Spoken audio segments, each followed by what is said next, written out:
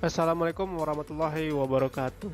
Selamat datang kembali di channel saya, video umum publik video berkonten positif. Oke, untuk video kali ini yang akan dibahas dalam konten ini adalah membuat sekuen diagram. Jadi masih berhubungan dengan UML.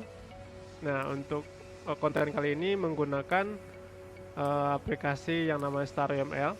Bagaimana kita membuat sebuah sekuen diagram menggunakan StarUML ini secara sederhana. Jadi intinya harus paham dulu simbol-simbol dari StarUML tersebut. Dan kemudian sudah diinstal aplikasi StarUML yang ingin kita gunakan. Jadi bagi yang belum ada, silakan diinstal dulu aplikasi yang bersangkutan. Boleh di searching di Google StarUML-nya. Nah, untuk penggunaan UML atau pembuatan UML sendiri itu boleh menggunakan selain StarUML atau yang sejenis bisa membuat UML-nya. Nah, untuk konten kali ini aplikasinya adalah StarUML. Nah, untuk lebih lanjutnya silahkan disimak video ini dari awal sampai selesai agar paham cara penggunaan StarUML dan membuat sekuen diagram dengan StarUML ini. Oke, langsung kita praktek saja. Langsung kita mulai. Dan di sini contoh kasusnya adalah input rental mobil yang tidak terlalu sulit. Nanti bisa Anda kembangkan saja. Oke, ini bentuk tampilan dari StarUML-nya. Jadi di sini kita close dulu agar lebih rapi dulu. Nah, untuk pemilihan dari diagram sekuennya itu bisa dari model, tool model, kemudian bisa dari posisi sebelah kanan ini, bisa menambah diagram, kemudian dipilih yang namanya sekuen diagram. Atau dari model juga bisa pilih add diagram dan pilih menu sekuen diagram. Nah, di konten kali ini saya contohkan itu di model ini add diagram dan dipilih yang namanya sekuen diagram. Nah, ini sudah tampil sekuen diagramnya, ya. Jadi bisa kita lihat di sebelah kiri itu ada menu, ada lifeline, ada pesan, ada self pesan sendiri, ada sinkron pesan, ada replay, create, delete, sama sinkronis ya. Kemudian ada interaksi, advance-nya, simbol yang lain yang akan digunakan. Nah, jadi contoh standar di sini saya cukup menggunakan simbol dari interaksi basic-nya saja. Dan contoh kasusnya adalah sebuah input data rental mobil. Contoh kasus yang secara sederhana. Nah, di sini kita langsung saja untuk tahap awal. Jadi ini sekuen diagram kita ganti dulu atau kita tambahkan langsung ya. Nah, di sini kita gunakan lifeline. Lifeline ini atribut yang akan digunakan atau kelasnya. Contoh di sini adalah input data mobil form. Contoh ya, input data mobil form. Oke. Oke, saya ulang kembali.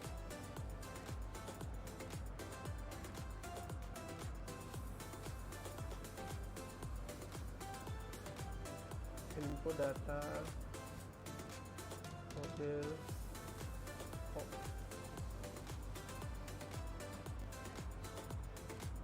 Oke, ini bisa kita geser, dirapikan dulu. Nah, kemudian selanjutnya adalah lifeline kembali. Nah, di sini saya contohkan input data supir misalkan. Input data supir.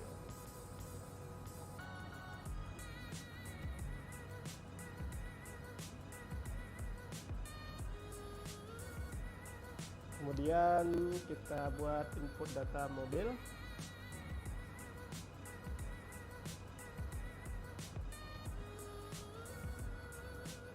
Kalau input data seperti ini bukan input ya, tapi adalah data mobil karena sudah ada inputnya.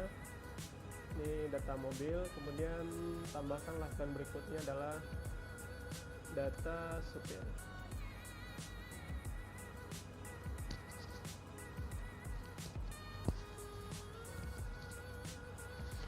Data supir.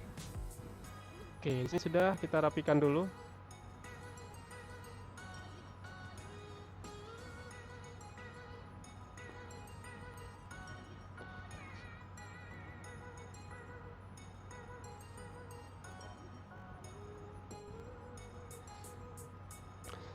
Nah, kemudian ditambahkan yang terlibat.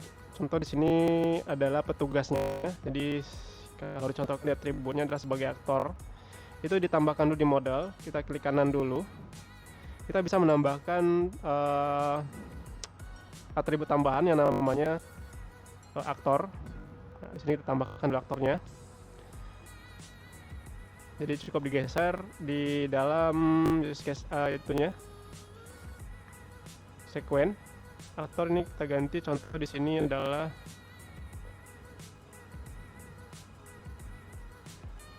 petugas misal.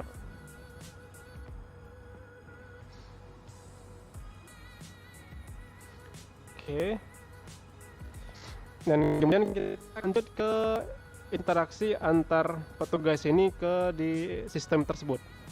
Nah, contoh di sini yang pertama kita menggunakan atribut yang namanya pesan atau message ya. Ini dari posisi si petugas dulu menuju input dulu. Nah, contoh di sini. Nah, ini namanya adalah in mobil.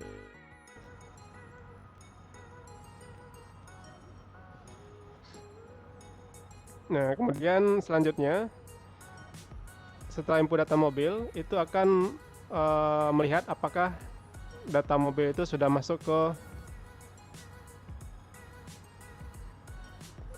tampil data mobil ini. Jadi kita tambahkan simbol pesan kembali menuju data mobil. Nah, ini adalah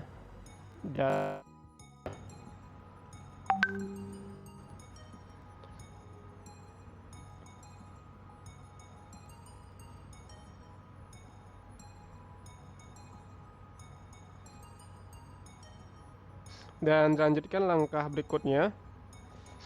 Oke, saya ulang kembali nih ya. Ini satu, itu adalah petugas masuk ke form data mobil. Nah, kemudian petugas menginputkan data mobil, berarti masuk ke data mobil ya. Dan yang ketiga itu adalah sistem akan mengecek dan menyimpan apabila ada data yang kurang atau tidak cocok, akan muncul peringatan data belum lengkap. Jadi di sini ada self pesan, maksudnya ini self message di sini. Nah, silakan ditambahkan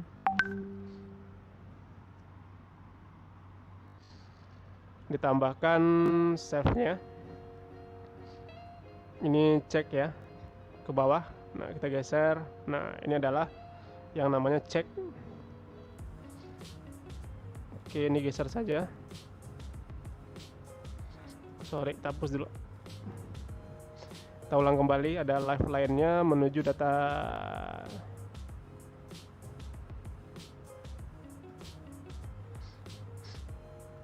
pesan menuju ke data mobil.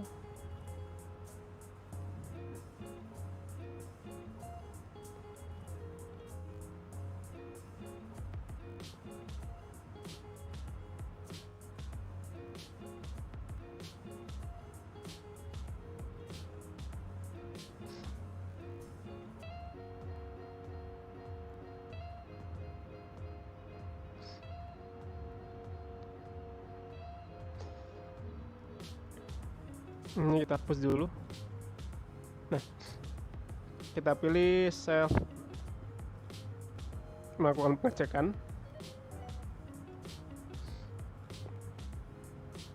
Ini adalah cek. Nah, kemudian atribut yang sama ini adalah menyimpan.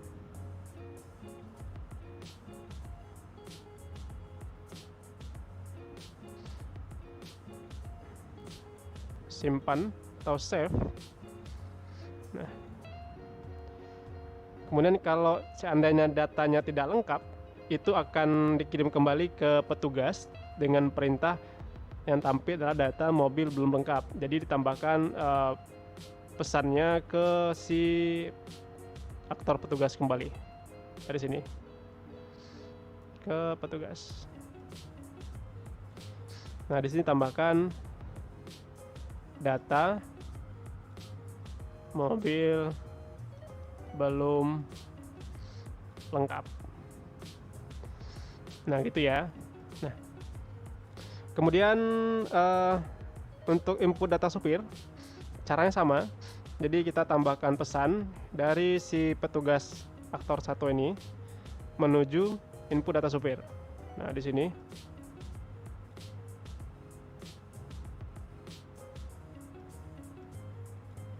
oke. Di sini adalah perintahnya adalah input data supir. Input data supir.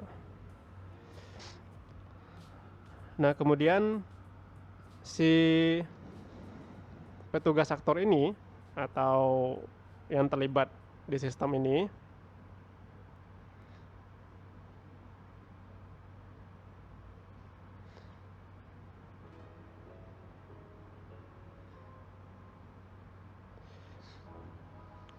akan menyimpulkan data supir, kemudian sistem akan mengecek dan menyimpan apabila ada data yang kurang atau tidak cocok, akan muncul peringatan data belum lengkap. Jadi hampir mirip dengan input data mobil di atas. Ya. Oke, kemudian dilanjutkan kita tambahkan pesan selanjutnya adalah di data supir.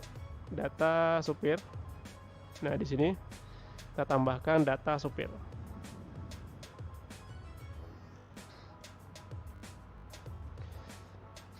Nah, kemudian ada tambahkan jika data lengkap akan disimpan, dicek dulu. Ini save atau cek. Di sini pertama dulu cek. Kemudian simpan. Ini adalah save. Nah, jadi kalau seandainya data belum lengkap, maka akan tampil perintah ke si aktor input data supir belum lengkap.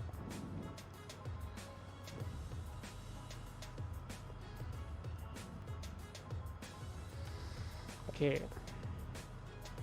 Nah, seperti ini contoh sederhana dengan menggunakan StarUML membuat sebuah sequence diagram dengan contoh kasusnya adalah input data rental atau data mobil dan data supir.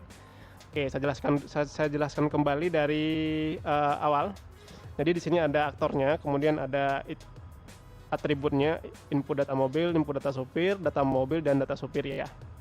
Nah, kemudian apa yang dilakukan? Pertama, nah prosedurnya si petugas itu masuk ke form data mobil dulu ya. Nah, kemudian petugas menginputkan data mobil. Dan selanjutnya sistem akan mengecek dan menyimpan apabila ada data yang kurang atau tidak cocok, itu akan muncul peringatan data mobil belum lengkap. Nah, kemudian dilanjutkan ke input data supir. Nah, jadi di sini petugas masuk ke data supir, input data supir atau formnya. Nah, kemudian petugas melakukan penginputan data supir. Nah, dan lalu sistem akan mengecek kembali, langsung menyimpan apabila ada data yang kurang atau tidak cocok. Nah, maka akan muncul peringatan data belum lengkap. Jadi aktivitas dari pengguna dengan sistem itu sendiri. Jadi kalau kita umpamakan di online itu kemana ya? Ke registrasi atau contoh yang lain yang pernah kita lakukan.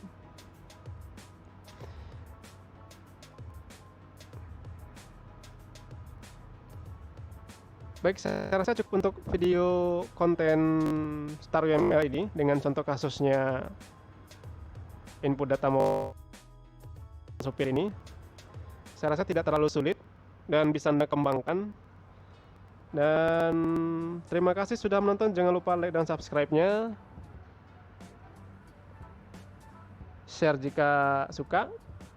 Terima kasih untuk menonton, dan jika ada salah mohon maaf. Saya akhiri, wabillahi taufiq wal hidayah. Wassalamualaikum warahmatullahi wabarakatuh, dan sampai jumpa di video berikutnya. Terima kasih.